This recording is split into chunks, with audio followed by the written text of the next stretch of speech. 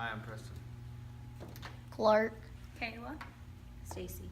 Steve, Lindsay. and today I want to talk about a concept called Bale grazing, and it's a winter feeding process for cattle. Spring and summer, there's plenty of grass, plenty of pasture land to feed on, but in the winter, the grass dies, obviously. And most of the time in Canada, there's really no grass. It's covered by snow. This process is more popular in Canada, in the northern part of the United States, because of how much snow that they get and how much grass they lose. They have to feed the cows somehow. This concept called bale grazing has become more popular in the United States, and although it may be a little more work, it is producing many great benefits in return.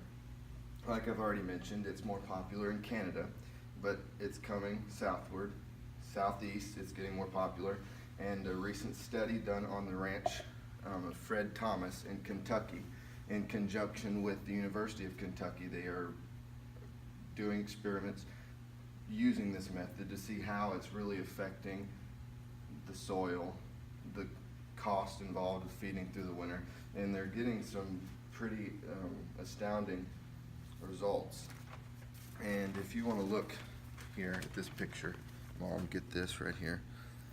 You can see the little circles, it looks like.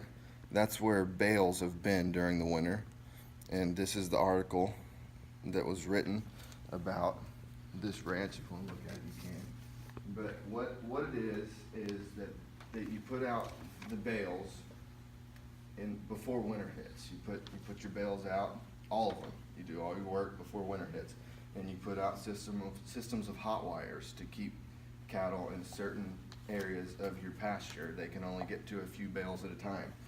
And through this study, they've found that 50 feet apart is pretty much the good separation between each bale. And like I said, they're allowed access to 4 bales at a time, and they're not allowed to move to another paddock, to another area, until they finish eating those 4 bales. And they've seen many benefits. Number one, it saves money, because we've done it with these cows that you have, and tractor every 2 or 3 days putting out more bales. What this does is it takes that away. It takes the fuel cost of the tractor through the winter away, and he's plugging in his tractors to batteries to keep them charged, ready to go. And he's done it both ways. He's done it bale grazing. He's done it the traditional way, like we've done it. And this Fred Thomas is what I'm talking about. And through the study, he's finding out that he's saving $30 a month on an electrical bill because of his plugging his tractors into batteries, stuff like that. And doesn't seem like a lot, but it'll start to add up through the 3-4 months of winter. He's saving fuel for his tractors, not running them every day or every other day throughout the winter. And he's also saving money on his hay. He went from feeding 125 bales every winter to 85. That's a 40 bale drop off. That's roughly 32% less hay that he's feeding by using this method instead of feeding constantly throughout the winter.